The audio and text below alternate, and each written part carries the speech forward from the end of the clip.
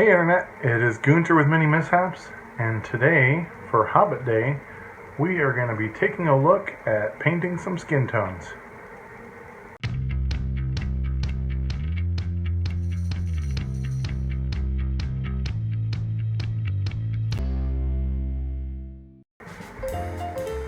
As some of you know, I have been painting for almost a year, and that makes me no authority on giving tutorials. But what the channel is all about is getting over fears or anxieties about starting art and being noob. And so I've had a couple of you let me know that you aren't into painting at all, and one of the biggest things that you're intimidated by is skin tones for starting painting miniatures. And so I am here to crash the train and show you that it's going to be okay,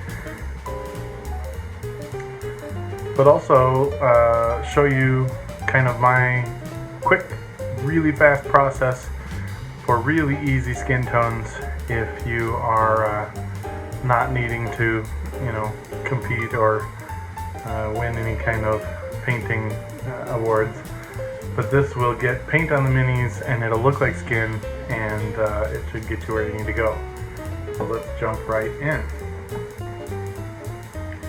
So I have one miniature here from WizKids and one miniature from Reaper Miniatures, and they're both halflings or hobbits or gnomes, or you kind of use your imagination with the miniatures.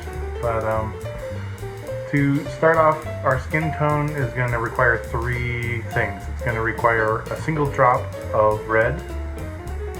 I'll pull that out here. It's going to require a whole bunch of white. So you probably want about 5 drops of white for every one of the others. You get yourself a kind of substantial dollop of white there. And that's because at the end, when we're finishing up, the white is going to be the sort of lightened to taste until you get to the hue that you want. And then you need a bronze or a brown. It can go any variety of brown. You could use at most oranges. Again, you only need a single drop to dip your brush in. And then I guess I did the red at the end here, so here's the red. You get a drop of that red. So we're using game color paints, but we're not affiliated or associated or endorsing any particular paints.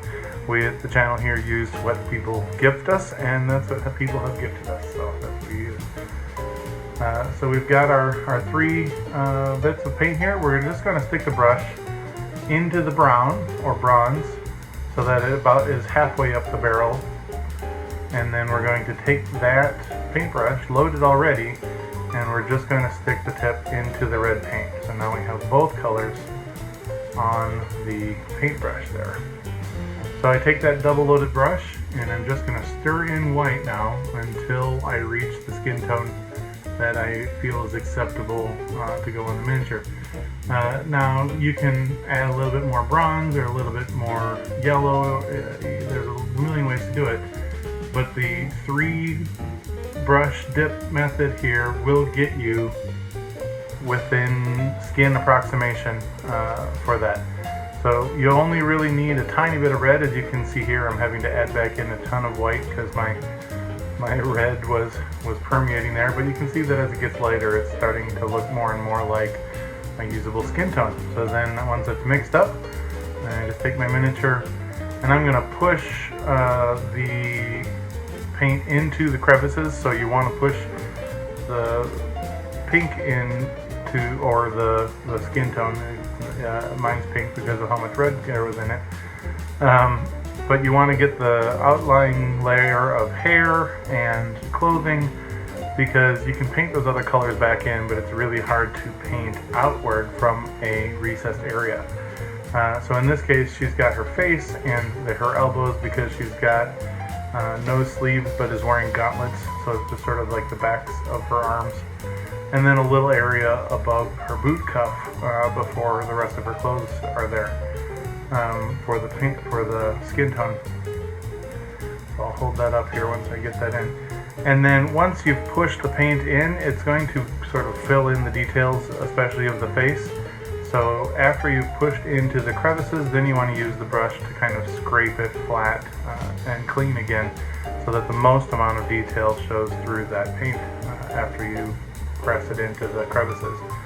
But that will ensure that the paint gets into the neck and wrists and elbows, armpits, those kinds of things that you do want to turn the figure over several times if there are hands, because behind the thumbs and in the palms and on the knife edge of the hand are always culprits for trying to dodge until realizing later you have to go back and add skin tone, and you really don't usually want to do that because you just had to mix the 3 colors here, and the least you can mix, the better and faster the painting will go. So there you have it.